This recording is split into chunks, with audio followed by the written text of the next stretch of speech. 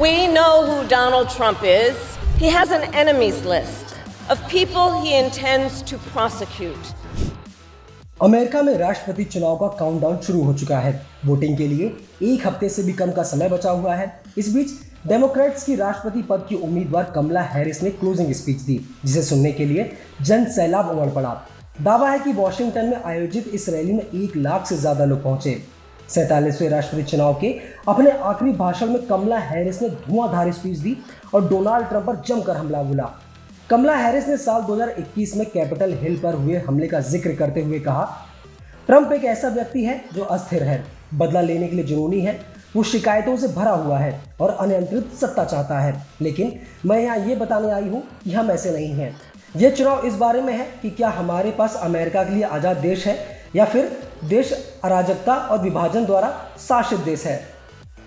कमला Harris का ये भाषण ऐसे समय आया है जब डोनाल्ड ट्रंप ने न्यूयॉर्क की नस्लवादी रैली को लव फेस्टिवल बताया था। कमला ने आरोप लगाया कि ट्रंप ने दुश्मनों को जेल में डालने और राजनीतिक विरोधियों के खिलाफ अमेरिकी सेना का इस्तेमाल किया था।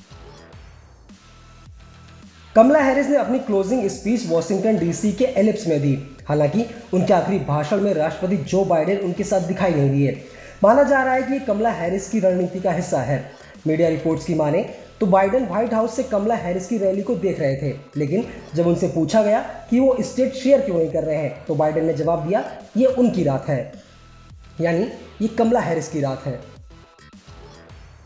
दिलचस्प बात यह है कि कमला हैरिस की क्लोजिंग सभा में भारी भीड़ उमड़ी। रैली में शामिल होने के लिए लोग 5 से 7 घंटों तक कतारों में खड़े रहे।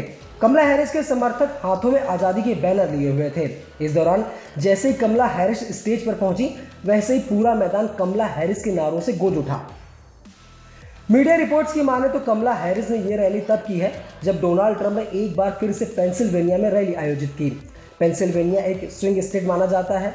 यहाँ के नतीजे राष्ट्रीय नतीजों को प्रभावित करते हैं और ये वही स्टेट है जहाँ ट्रंप पर जानलेवा हमला भी हो चुका है। यह एक ऐसा राज्य है जिसे डेमोक्रेट्स का गढ़ भी माना जाता है। बता दें कि अमेरिका में राष्ट्रपति चुनाव के लिए 5 नवंबर को वोटिंग होनी है, जिसमें मुख्य रूप से डेमोक्रेटिक और रिपब्लिकन उम्मीदवारों के बीच कड़ी टक्कर दिखाई दे रही है। फिलहाल राष्ट्रपति कौन होगा ये तो 5 नवंबर के बाद ही पता चलेगा।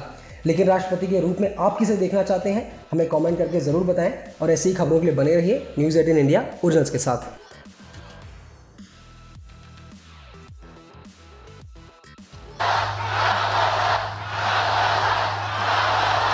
We know who Donald Trump is. He has an enemies list of people he intends to prosecute.